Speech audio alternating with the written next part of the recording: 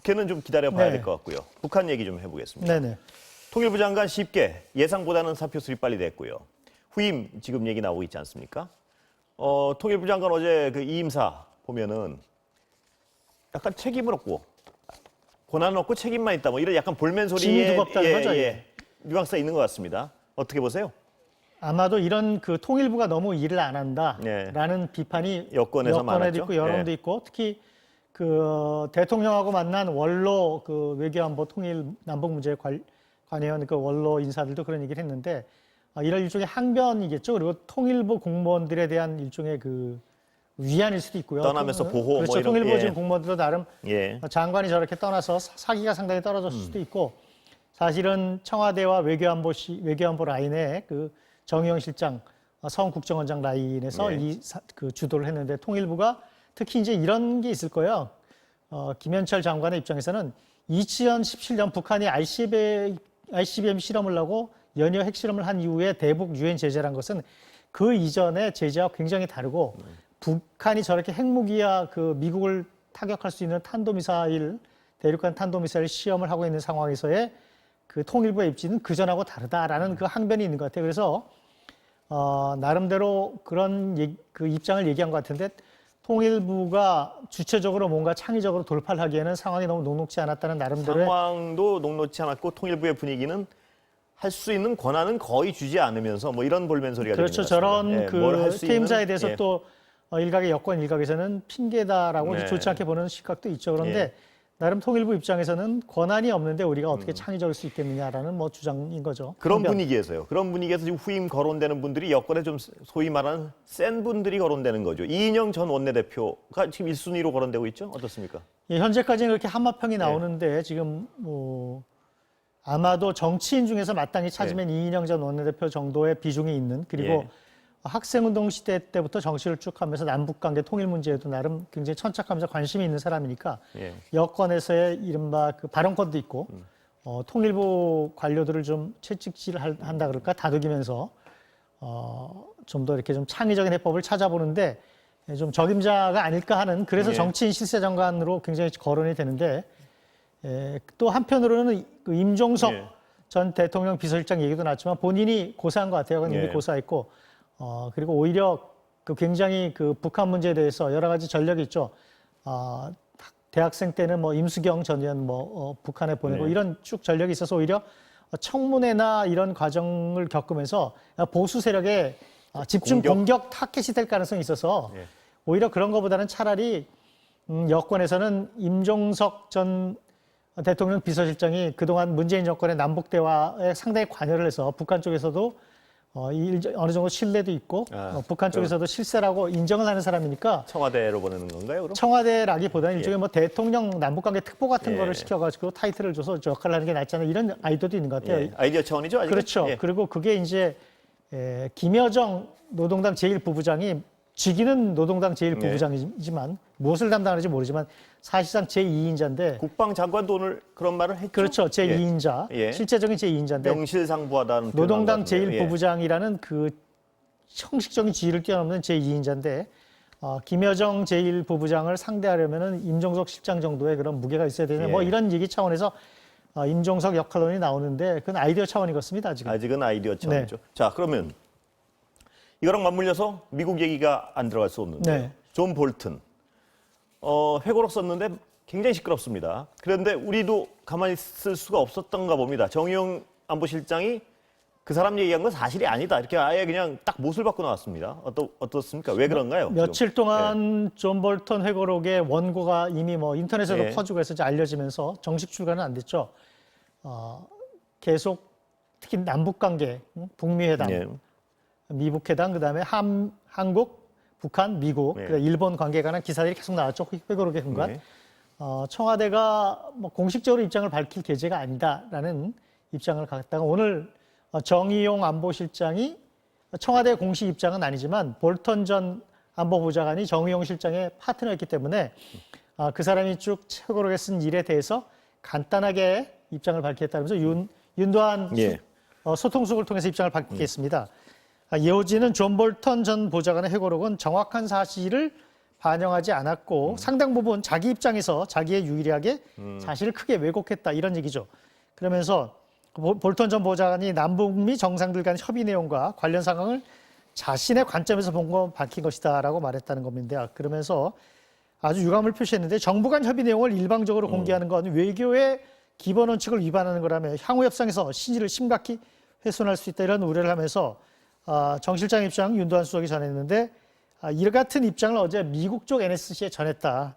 그리고 그 미국이 볼턴에게 무슨 조치를 취해야 되는 건 아니냐라는 입장을 전했다는 겁니다. 한마디로 매파이자 그 처음부터 남북미 정상들의 회담이나 그런 그 협상에 부정적이었고 매파였던 볼턴이 자기 입장에서 사실을 왜곡해서 트럼프 대통령에게 복수를 하기 위한 예. 일방적인 복수극 그러면서 사실을 상당히 왜곡했고 어떻게 이렇게 그 정권이 아직 끝나지도 않은 상황에서 이렇게 외교의 무대에서 정상들이 한 얘기를 이렇게 마음대로 흘리느냐 이런 그런 불쾌감이 묻어 있는 거죠. 그 불쾌감은 알겠는데요. 이 팩트 자체에 대해서는 미국 내에서도 어느 게 맞다 틀리다 지금 약간 논란이 있는 상황인데 우리가 이렇게 나서서 이 사실과 많이 다르다 이렇게 한 이 배경이 뭘까요?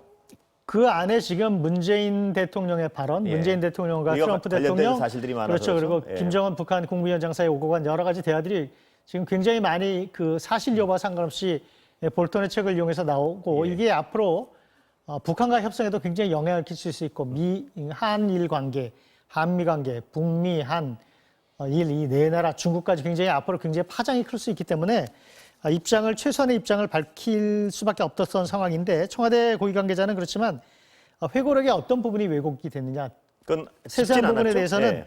하나하나 사실관계를 다투는 것조차 부적절하다라는 입장을 밝히고 포괄적으로 왜곡됐다 이렇게 포괄적으로 그렇죠. 그리고 여기 어느 부분이 뭐 이렇게 왜곡이 됐다고 하나하나 따지기 시작하면 말려 들어가죠 또. 예. 그리고 그 자체가 부적절하고 사실 어떻게 보면 트럼프 정권이 아주 특수한 정권이고 지금 트럼프 미국 대통령이 굉장히 특수한 대통령이라 예. 이런 일이 벌어지는데 어떻게 보면 미국이란 나라에서 백악관에서 트럼프 대통령의 정권이 끝나지도 않았는데 얼마 전까지 안보보좌관을 하던 사람이 대통령을 향해서 이렇게 비판을 하면서 거의 바보라는 거 하잖아요. 무능력자. 예. 그러면서 이런 그 회고를 썼는지 참 의아하지만 나라의 위신은 말이 그렇죠. 아닙니다. 미국이 우리가 생각하는 나라만큼 예. 깔끔한 나라가 아닌가 이런 뭐 그런 생각까지 들어요. 예. 이걸 보면. 볼턴의 경우에는 미국 내에서는 그렇게 비판하는 쪽이 있는 것 같습니다. 뭐냐면 자기 고집을 내질러 놓고 그만둔 뒤에 와서 비난하는 건 일종의 패턴이다. 뭐 이런 식으로까지 규정하는 분들도 많고요. 또 우리 입장에서도 보면 볼턴은 그리 우호적인 여론이 아니었죠. 우리 국민들한테 뭐냐면 대북 대화를 자꾸 방해한다는 인식이 좀 있었던 것 같습니다. 볼턴의 그 계속 회고록에 있는 내용 중에 하나 보면은 트럼프 대통령이 자기를 임명하기 전에 북한과 전쟁을 하는 게 어떠냐고 물어보는 대목도 나오잖아요. 예. 그래서 뭐 중국이 중요하고 뭐 전쟁 가능성은 50대 50이 그러면서 쭉 북한에 대한 타격 이런 거에 대한 얘기를 쭉 설명했다고 이제 예. 그 임명되기 전에 안보보좌 그런 얘기들이 쭉 나오는데 기본적으로 뭐 트럼프 대통령도 비난을 했지만 리비아 모델 같은 예. 선핵 폐기 후 보상 이런 걸 주장하는 그게 사람들. 협상을 망쳤다는 게 트럼프 대통령의 주장이에요. 북한과 전쟁 예. 불사를 주장하는 사람들인데 그 문관이죠. 기본적으로 외교안보 보좌관인데 특히 군인들 같은 경우도 미국 군부에서도 볼턴 보좌관에 대해서 전쟁이 어떤 건지도 모르는 그 문관이 함부로 전쟁 얘기하다 이런 비난도 많았던 사람이니까 볼턴도 볼턴 나름대로 뭐 백악관 인사들이 지금 뭐 리벤지 포르노다, 네. 트럼프에 대한 복수극이다 이런 얘기도 나오는데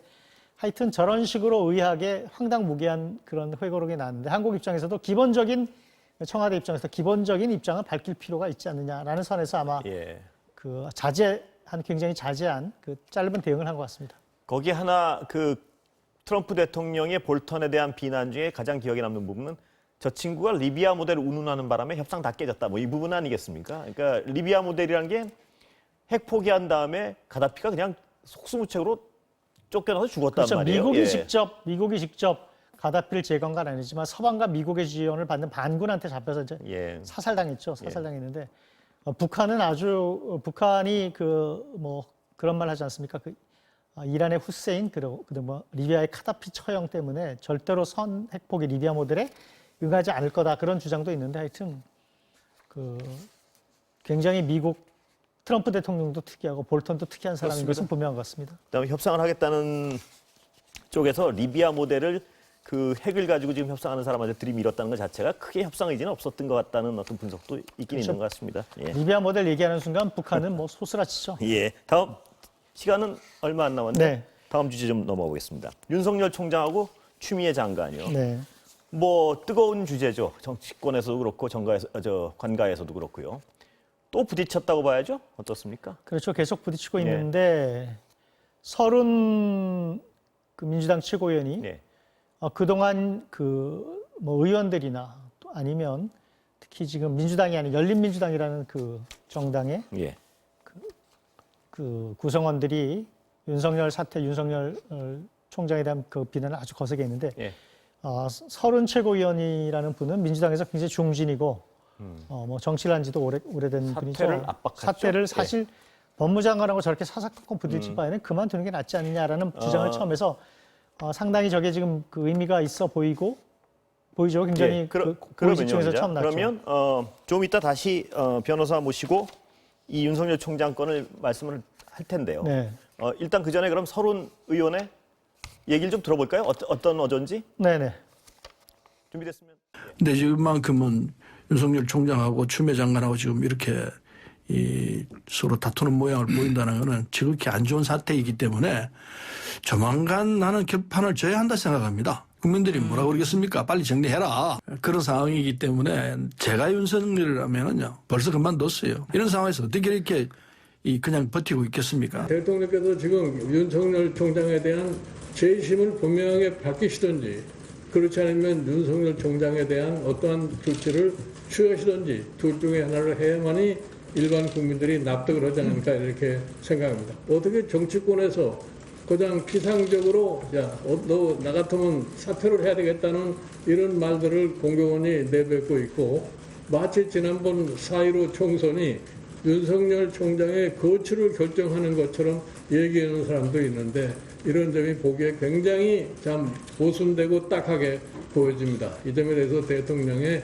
아주 분명한 태도를 갖다 보여주시길 바랍니다. 자, 홍 기자, 시간은 거의 다 됐는데요. 네. 지금 서른 최고위원의 발언은 굉장히 민감한 부분입니다. 총장 보고 도 나가라는 식인데 어떻게 보십니까? 여권의 분위기가 좀 저렇죠? 상당 저 부분. 내심 부분이죠. 예. 근데 저게 되게 그 위험한 발언일 수도 있죠. 예. 그 임기가 보장된 검찰총장에 예. 대해서 여권의 고위 그 지도부 인사가 저럴 바에는 나 같으면 그냥 내가 그만두겠다. 네. 총장의 역할을 제대로 못하고 법무장관하고 부딪히는데 그 제대로 그 법무부하고 검찰의 그 직무가 수행될 수 있겠느냐 이런 얘기죠. 그런데 민주당 내부에서도 서른 최고위원의 개인적인 의견이고 예. 물론 저런 정서가 분명히 있습니다. 그리고 예. 특히 조국 전 장관 수사 때와는 달리 채널A 기자 네. 수사 관련 그리고 한명숙 전 총리 재판 과정에서 증인들에 의한 그 증언 강요 예. 의혹에 관한 감찰 문제를 두고서 지금 뭐 측근들을 너무 감싼 것 아니냐라는 지금 예. 의심과 비난이 있는 거죠. 그래서 또 다른 형태의 그런 윤석열 그 총장의 처신에 대한 그 문제 제기인데 민주당 안에서도 그렇지만 저는 굉장히 부담스러운 말이고 서른 최고위원의 발언이 민주당 지도부 안에 조율을 거친 것이라기보다는 네. 서른 최고위원이 상당히 말을 직설적으로 하는 분이니까 아마 그 여권 내부의 정서를 상당히 대변한 그렇죠. 것으로 보여집니다. 이걸 두고 이제 통합당 쪽에서는 윤석열 제거 작전이 시작된 것 아니냐라고 이제 굉장히 반발하고 있는데 어쨌든 여권 내부의 윤석열 검찰총장에 대한 불신 저런 그 정서는 굉장히 팽배하죠. 예. 여권에서 왜 윤석열 총장에 대해서 저런 불신을 가지고 있는지에 대해서는 잠시 후에 그 변호사 모시고 한번 그 사실관계 하나하나 따져보겠습니다. 네. 예. 오늘 말씀 감사합니다.